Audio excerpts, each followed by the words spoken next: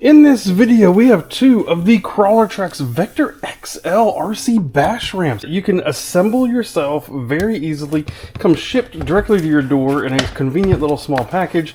And if you get two of them, you can use this to tie them together and create one bigger ramp. Really excited. I need a new ramp. My other one is dead. Very excited to get these built and see how they do. If you're new to the channel, welcome. My name is Troy. This is RoadsideRC. You'll tend to find me bashing or crawling or drifting or racing, plus doing product review videos and how-tos. Let's get started by getting these out of the box and seeing what it's going to take to assemble them. So we have the instruction sheet itself and a lot of stickers. Look at all these stickers. Actually, not stickers. They're all cardboard cutout, printout-y things. That's kind of fun. And then in here, I see sheet 1 of 6. So we have a ramp, we have some boards, we have a rope. We'll have to figure out what we're doing with that. Sheet 2, 3, 4. It says Crawler Trax on it.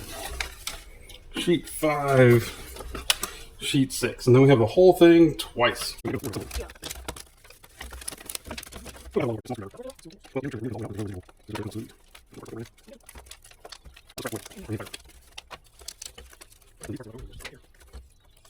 We've moved to the floor because there's so many parts, but look at that, lays all out beautifully. So down here on the floor, first thing that we did was put both of these supports in, and those are pretty tight. Those are very, very tight, very definitely interference fit. But slowly getting in the 1, 2, 3, 4 big parts plus the small one. In and up, works out great. Okay, end pieces on. We then slotted this big piece in. It just goes right here in this group of slots in and down. And then these two center supports in and down. Very, very tight. We ended up again using a knife on some of these to actually just open the hole up a small amount. It literally takes like just a touch. You come in here and just like scrape off some of the burn from the laser and you're in great shape. Next is these support ribs. They go in with a bump up. You're gonna slide into these things, which they slide in really easy all the way across. All right, we're flipping around to the backflip ramp, rounded side up. This goes in. Oh, it's tight, still tight. So this little part right here, this little backflip part right here was probably one of the more difficult steps that we've done so far. Getting these in, you know, you have some control here over the spacing of them. That's very important to get these side tabs to line up. Again, very tight tolerances here, even with the dimensions here, so it felt like these were trying to push this out so that it was not square. What we ended up doing, again, just like we did before, is we came in with a knife and opened up all 4 of these holes just slightly. Total dimension wasn't really opened, but kind of rounding the edges on the leading incoming side in order to let it come in easier was super duper helpful. Still highly recommend that you do that if you have one of these. We just realized a big mistake. Hopefully, if you're smarter than us, you've already figured this out. These are on the wrong side.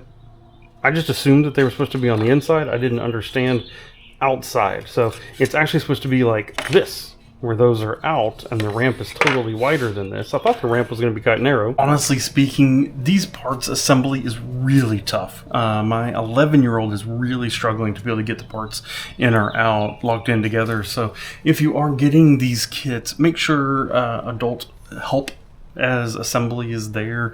Younger kiddos may really struggle with being able to actually get the parts fitted. Full sides, everything put together. This was difficult, and I'm going to be honest, what I did is I just went ahead and took the knife and I opened up every one of these holes. These holes here weren't as much of an issue, I just left them alone. But these 7 holes right here, I wallowed every single one of them out, tapered the edges, all that kind of stuff to be able to let it get together easier, and I think that was very, very important.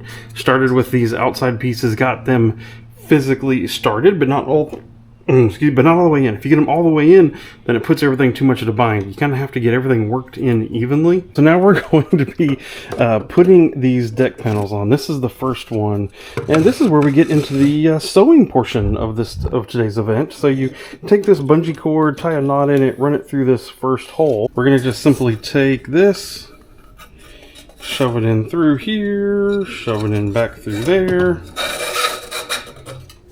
and then through this top hole. And that's how, this is an interesting idea here. I never would have guessed this as a way of locking this down on here. We're going to do that. We'll sit this back down. We'll get it tabbed all the way in. We really want this to be tight. Really want that to be tight. I think one, to make sure we have enough string, and then two, that's what's holding it on there. Same thing here, back up through. Back down.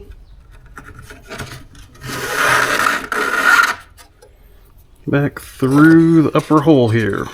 I gotta give it to the dudes over there at Crawler Trax. These parts fit just beautifully. And then this one is actually gonna hold both of these parts together, if you notice that.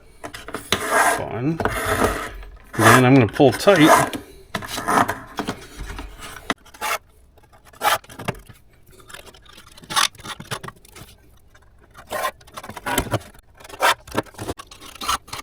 I now have all of it woven through the side that we started with.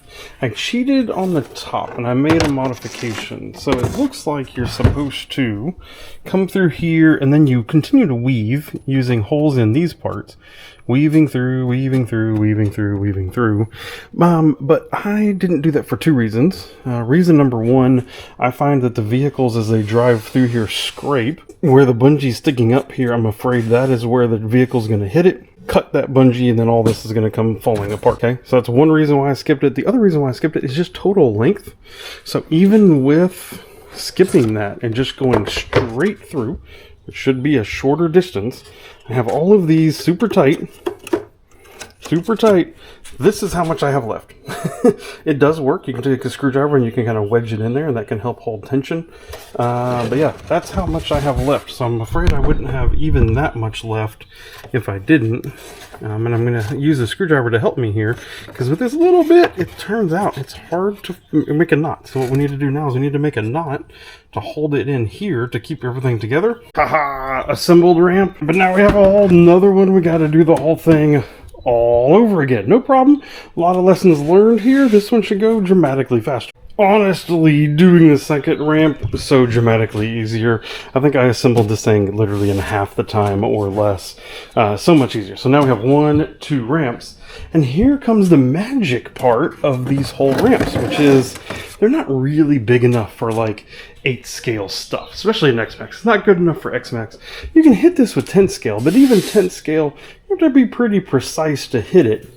They're wide, but they're just over 20. They're about 20.5 inches wide. So the genius thing that the Crawler Trax folks did is this, their little beetle-y thing.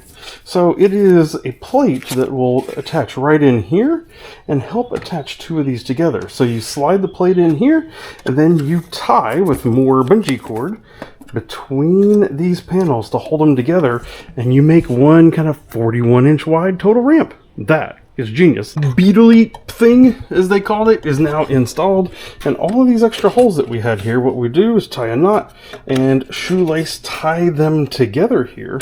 What I would honestly like is I would like something to where this could come apart very easily. Like I almost want kind of like a U-shaped piece of metal that can just chink into some of these to hold them together, but then you just pull it right back out and it separates it. I may work on seeing if I can make something like that. That'll make it to where this can collapse a lot easier for transportation to and from like a bash site, but then still be super strong and held together in the meantime. But for today, we're going to go ahead and tie it together like they suggest.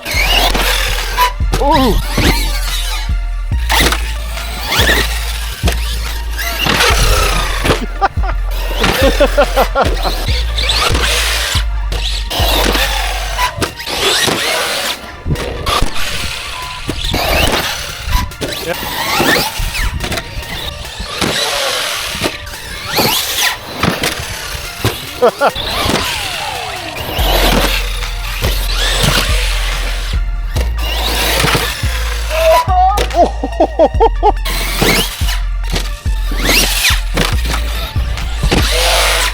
Oh, you saved it. All right, so it's not really made for this big of a truck to backflip though. It's made for a much smaller vehicle to backflip.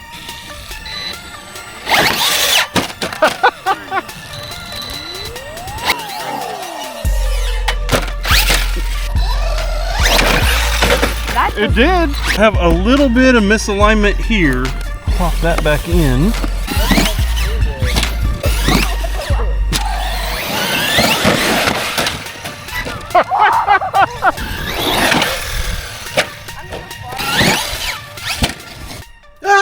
blast. We had a fun out there with me and both my boys. And you know, it's funny, when you bash, you always leave remnants to tell you what happened. So you could clearly see we were coming in and smashing here on the bottom side.